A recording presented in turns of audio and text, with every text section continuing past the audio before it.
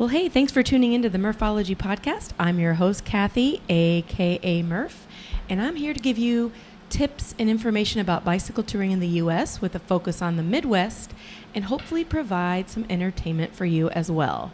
Speaking of entertainment, on the show today is Mr. Dale Hentzell. Hey, Dale. Hello. How's it going? That's so good. Good. Well, we're actually recording this in early August, so we are both fresh off the RAGBRAI tour, which I'm sure all the listeners know what RAGBRAI is, but it's a bicycle ride across the state of Iowa, longest tour in all of the world, I believe. Bucket list event. Have to do it. Yeah. Did you have a good time? Absolutely. Yeah. Never a bad time on RAGBRAI. That's awesome. Yeah. The Bri.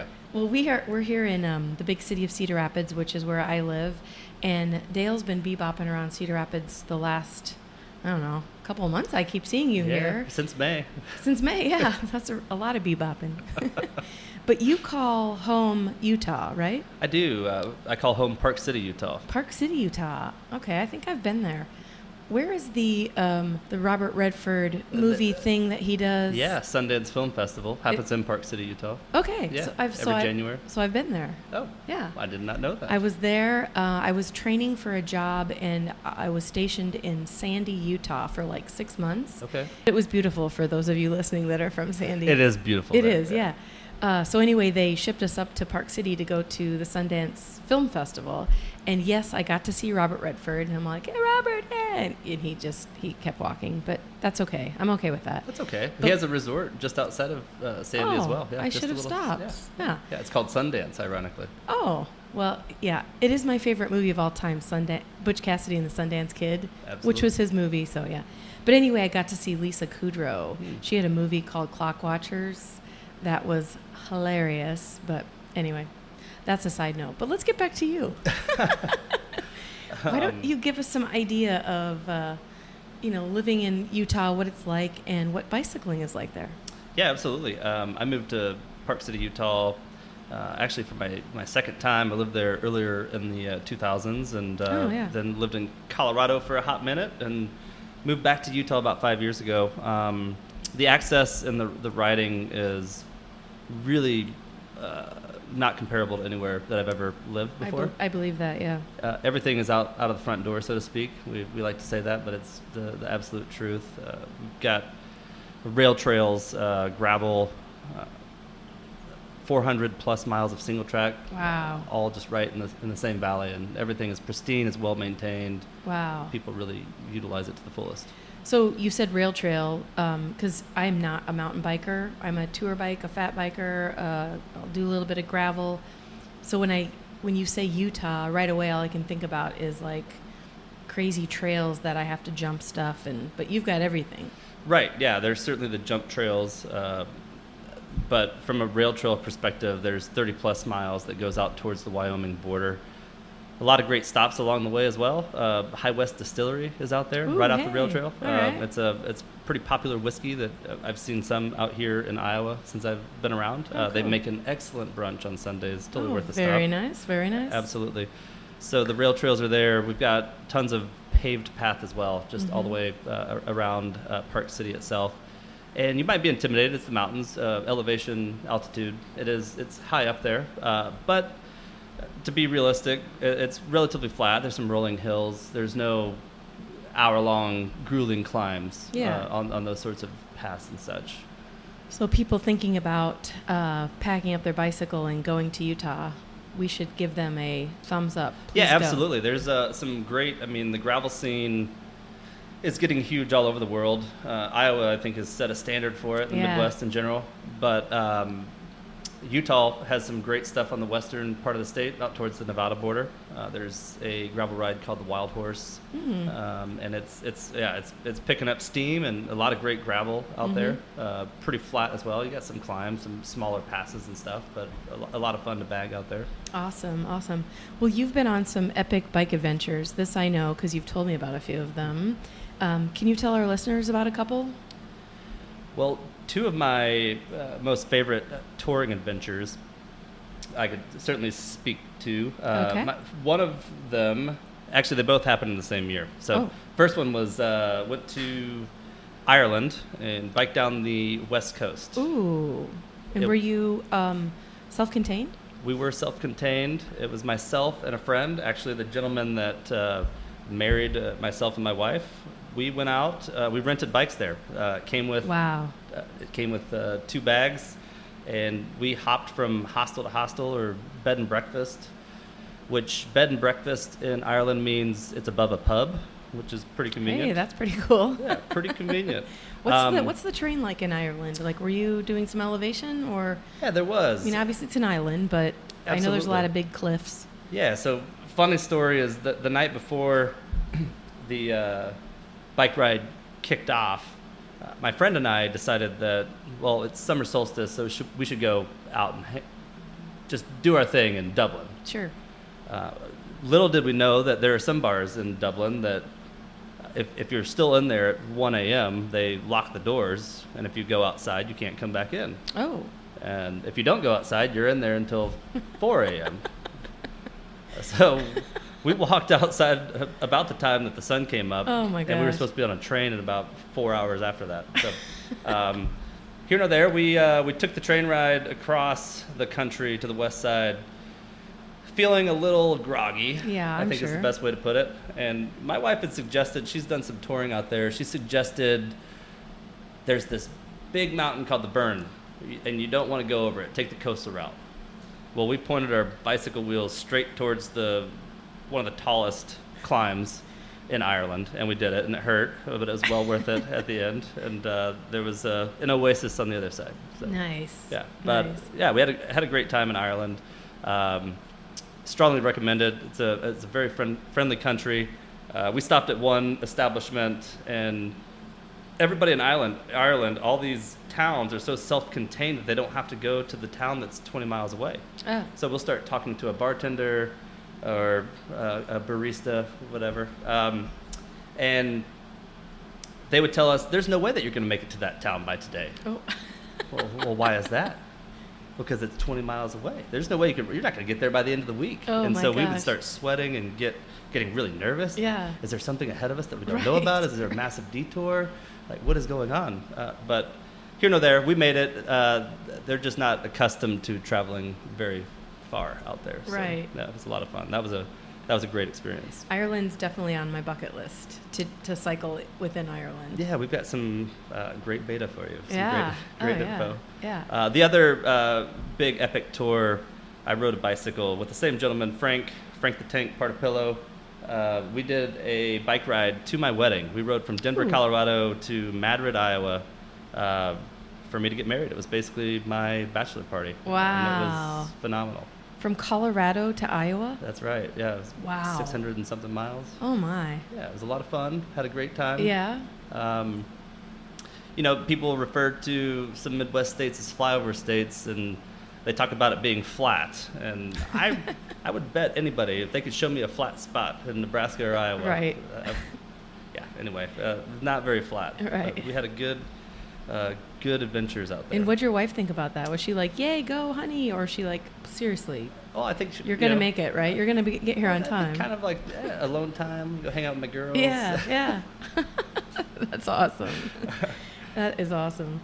Well, when you look at your bicycle, I'm guessing you're like most people that I hang out with. You have more than one bicycle?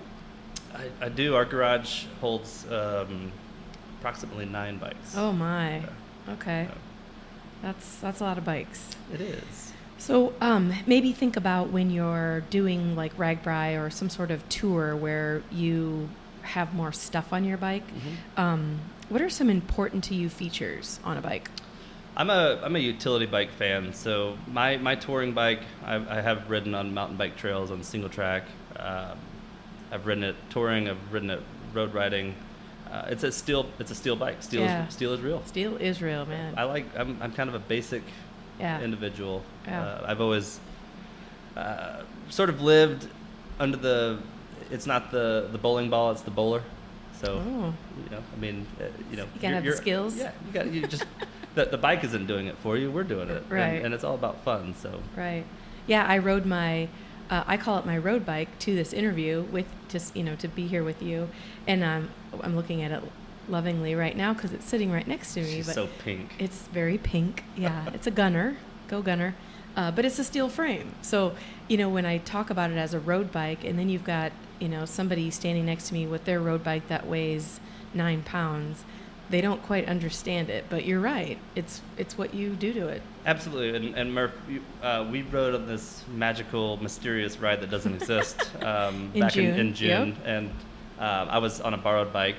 Thank you, Thaddeus from Goldfinch Cyclery, for letting me borrow your All City. But I was riding at the front with individuals that were on bikes that weigh 15 pounds. Yeah. And I was on a 27-pound bike, and it was really more just because it's my style. Yeah. We all have our own style, and that's okay. You don't have to have the Ferrari.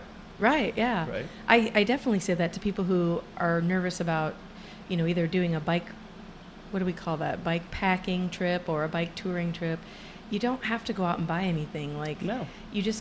You grab a sheet from your bed, you grab a blanket, you put it in a backpack, and you go.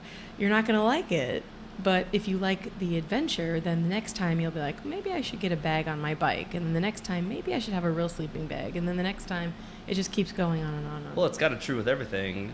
You go out and try something, and it may not be the most pleasant scenario at the beginning, but afterwards, when you're having that refreshing beverage of your choice, and talking and telling stories amongst your crew, your posse, it's the coolest thing that you've ever done. And you're amped to do it again. Exactly, yeah. Well, you mentioned it briefly when you were talking about your epic adventures, but when you're touring, do you typically camp? Like I mentioned, bike packing or touring, but what do you do? Absolutely. So in Ireland, we were bouncing from hostel and B&B. We still carried our own sleeping bags and basic implements, but we had shelter at night. The epic ride from Denver to Iowa, we did camp. We camped all over the place, random spots. A note to listeners: don't camp in the city park in Hastings, Nebraska, because you might get woke up at 2:30 in the morning and asked to move elsewhere. By an officer of the law. It might happen. You're going to need to move along, kids. We don't like your kind around here. I did some hammock camping this year during RAGBRAI, and we did choose a couple city parks, but we did not get in any trouble. But I love hammocking. Absolutely. Because it's so super lightweight. You can throw it in a very small bag, and as long as it doesn't rain or the bugs stay away, it's really relaxing. Yeah, and I think when you're, whether you're bike packing or bike touring, me personally, I'm not a weight weenie in any way. Like I'll go at my own speed and carry other folks' weight, but I do like to think about what I'm bringing, what I'm actually going to use. Right. It kind of comes from got a history in doing some very extended backpacking trips, and so weight on the shoulders, weight on the bike. It's all weight. So be cognizant of what you're taking. Yeah. You may not need that hardback book. You may not have time to bust it out. Right. Lawn chair, you may not need that. Right. Maybe a Crazy Creek or something like that. And you mentioned you did some extensive backpacking. Have you always been a cyclist, or were you? No, so I was predominantly a rock climber and a mountain biker. I actually got into the whole realm of outdoor sports via whitewater kayaking in college. Oh my. And then that kind of was just a snowball effect into everything else. One summer, a guy that I was working with, I was a professional guide for a while, and he's like, yeah, I think you would really like mountain biking. You should hop on a bike. What were you professional of? Mountaineering and mountain biking. Oh, sweet. Yeah. You should be on one of those shows, like Naked and Afraid or something. I would love that. Except for the naked part. I was thinking the opposite. Isn't that about camping skills in addition to being naked? Yeah, why not? Being naked isn't a skill. You're right. Well, maybe. Yeah, you're right. I don't know. You know what the skill is the producers who have to fuzz everything out. Like, it's true. That's a major skill. It takes a lot of work. So anyway, so you progressed to the fact that you started doing biking. Did you race for a while? Yeah, so I got into mountain biking, and it just it snowballed once again from there. It fell head over heels. I've maybe been rock climbing 5 times in the last 10 years since Oh, that wow. point. And got into racing, had a lot of fun, did well. I was sort of I think people like to refer to us as masochists or just plain crazy, but I was predominantly been on a single speed mountain bike in the mountains in the desert, and did well in that category for a while in Colorado.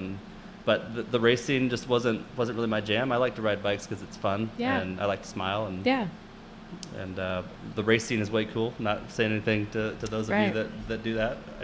But if you're a racer, we would have never met and been bicycling together. It's probably true. Like Could be I true. think we ran into you and your wife how many times this year on Rag Ride? Quite a few times in just a few days. Just pulling over, and I'd hear Murph, and there's Dale. Oh yeah, I have a Murphology sticker proudly placed on the front fork of my steel road bike. That's awesome. Yeah, that's very awesome. So maybe this is your item, but name a couple items that you always carry during a ride. Well, I always like to look fresh when I'm out riding the bike. Fresh, okay. You know, I mean, you gotta be styling and profiling. So I always rock my bike rags attire. Yep. And outside of that, the basics. I want to be prepared, so I'll have my basic toolkit. Yep. Some things that I usually hold on to, one, so that I don't litter, but also just from a necessity sometimes, whether it be on my road bike and hit random stuff, or on my mountain bike. But sometimes sidewall tears happen, so I always keep my Cliff Bar wrapper or something like that to try to kind of patch that sidewall just to pump me into town. Oh, that's clever. Yeah, so I usually wrap those up. So if you get a blowout on your tire, you can use that wrapper to kind of save you till you get to your next. Yeah, usually it'll seal that gash in the sidewall. The tube will push up against it and keep the tube from pushing out of the tire and making it more vulnerable.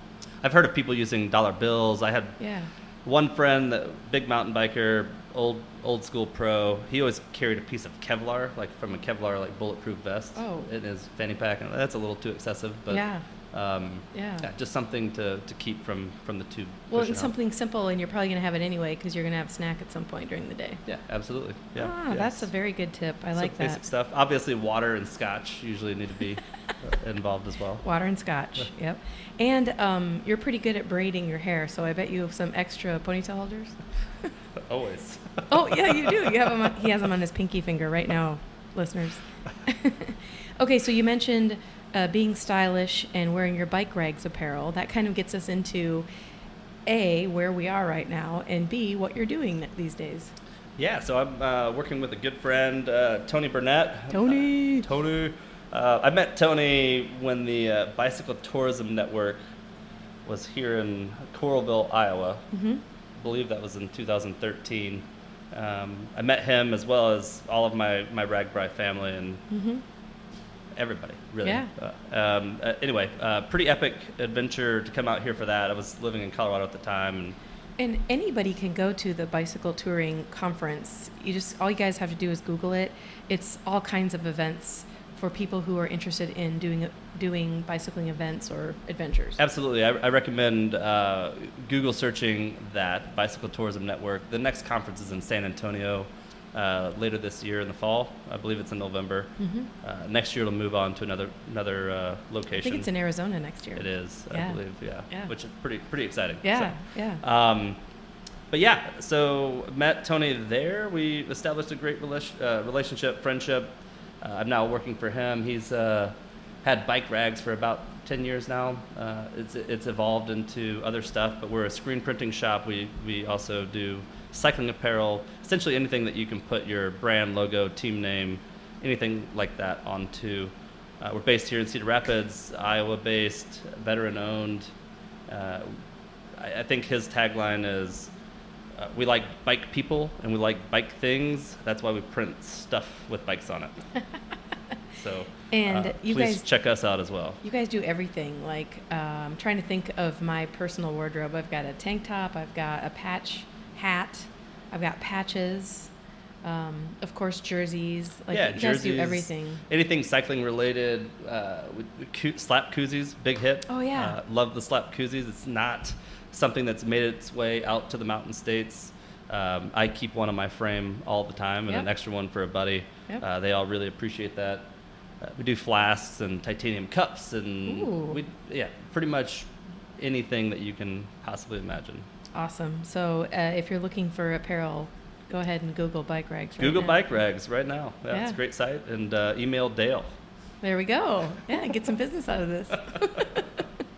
Well, what advice would you give first-timers who are, getting ready to do a bicycle tour, or, something like RAGBRAI is pretty epic. That's 7 days of biking. But what advice would you give them? Well, yeah, as I mentioned earlier, RAGBRAI is a bucket list event in and of itself. You're going to meet all of your best friends. You're going to meet your family that you will stay in touch with forever. Oh, yeah. It's a great experience. You've got to try it. My advice is just to go into it remembering that you rode a bicycle as a child. Yeah. And thinking that it's just as easy as riding a bicycle. Well, we tell our kids that, right? Yeah. There's going to be tough spots, and you're going to hate your life, but there's going to be the most amazing parts of it. It's an adventure. That's what it is. So keep the smiles for miles.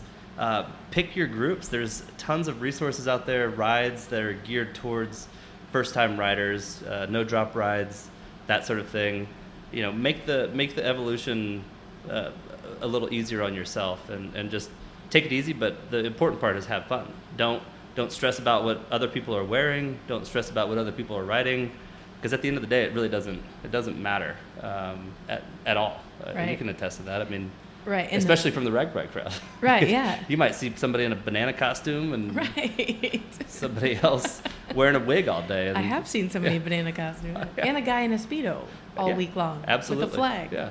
I will say, to that extent, apply sunscreen regularly. Take care of yourself. Yeah. But yeah, just have fun. It's not about what you're riding or what you're wearing. It's just about think about yourself. Yeah, and that feeling you get, or maybe you had when you were a little kid when you go on a bike ride, you get that back almost every time. Yeah, and I often make airplane noises when I go downhill. Oh, can you give us an example? Oh, nice. Okay. Yeah, so I do airplane noises. Sometimes I whistle. I'll have a tune in my head. Sing a song. Yeah. Do something to take your mind off of what you're doing, really. And the most important part is don't forget to look around. We're out here doing this, and sometimes it hurts, and you're sweating, and your heart rate might be elevated a little bit. But when you start thinking those things, look up and take a gander. There's all kinds of cool stuff going on around you. And it's amazing wherever you are. I do most of my cycling in the Midwest, but whether you're in town or out of town, there's always cool things to see that you don't have time to see when you're in a car. It's true. Whether it be, I was, prior to this little session, I was looking through past pictures of bike tours, and some of the old mechanic stations and abandoned barns, windmills, fields, cows. Oh, I was going to say that. I have one picture taken of me coming up to my friend, and apparently I literally rode by a cow and didn't even see it. Oh, but my the picture has the cow standing in the right back. at the back of my tire. Oh my gosh. So yeah, I recommend just looking around, enjoy it. Yeah, that's great advice. What adventures do you have on the horizon? We are going out to Kentucky to do the Bourbon Country Burn. Looking forward to it. Last year, my wife and I, our Christmas present to each other was to do the Cycle Zydeco down in Louisiana. Oh yeah, that's on my list too. Great event, highly recommended. Very mellow riding, but the culture, the food, everything is over the top. Looking forward to Kentucky Country Burn or Bourbon Burn, because it's going to be the same way. It's going to be new area. Haven't ridden these parts of the country, and just really looking Is that a forward to multi-day bike ride? It is. It's a Friday through Sunday. Oh, okay. 3-day. Awesome. Yeah. And there's different routes for what you're looking for, and you can switch it each day. But there's a short route, medium route, and a long route. So. Awesome. Well, Dale, thank you so much for being on the podcast. I hope you enjoyed it. I very much did. Thank you for having me. And hopefully our listeners enjoyed it too. Thank you. All right. How about a touring tip? Let's talk sleeping outside when you're on your bicycle tour. So if you're doing a 1, 2, or 3-day tour, leave your 4-man tent at home. It probably will not fit in your pannier, and if it does, it's going to be so heavy. Your best bet is a lightweight 1 or 2-man tent, or even a hammock if you can sleep in hammocks. It's going to cost you a little bit of money to get a smaller, lightweight tent, but staying dry and packing light will definitely be your reward. Be sure it comes with a rainfly, and you can actually buy rainflies that go connect with your hammock, so check that out. Along with your tent, you'll need something to cover your body, like a sleeping bag or a sheet, depending on the weather. You may want to consider a camping pad as well. Side note, the older I get, the ground seems to get harder and harder. I have a camp pad that rolls up very small. It only takes a few puffs of air to fill it up, and it's also super lightweight. A rolled up item of clothing can double as a pillow. Like I usually take my sweatshirt or whatever I have for cold weather and put that underneath my camp pad. It works great as a pillow. So for warm weather camping, I bring a very thin sleeping bag style sheet. If the weather gets colder than expected, I always have a pair of wool socks packed, which help tremendously with keeping me warm. Also, my microfiber towel can double as a blanket, as long as it's dry, of course. If you know the temps are going to dip down in the, after dark, bring along a blanket or sleeping bag that can be rolled up very small, and be sure it will actually keep you warm, but not too warm. You don't need to bring your sleeping bag that's rated to 20 degrees if it's only going to be 50 when you're going to sleep. So, side note, extra touring tip, take the time to research tents and try to find a lightweight tent with shorter poles. The shorter the poles, the smaller your bag tent will be, and the easier it will be to put in one of your panniers. If you end up with long poles, you can still bungee your tent on top of one of your bags or on the back of your rack. Be sure to bag your tent in something waterproof, though, so it stays dry during your ride. Hope you enjoyed this touring tip. Well, that's it for today, listeners. Check out murphologypodcast.com and email me at murphologypodcast@gmail.com.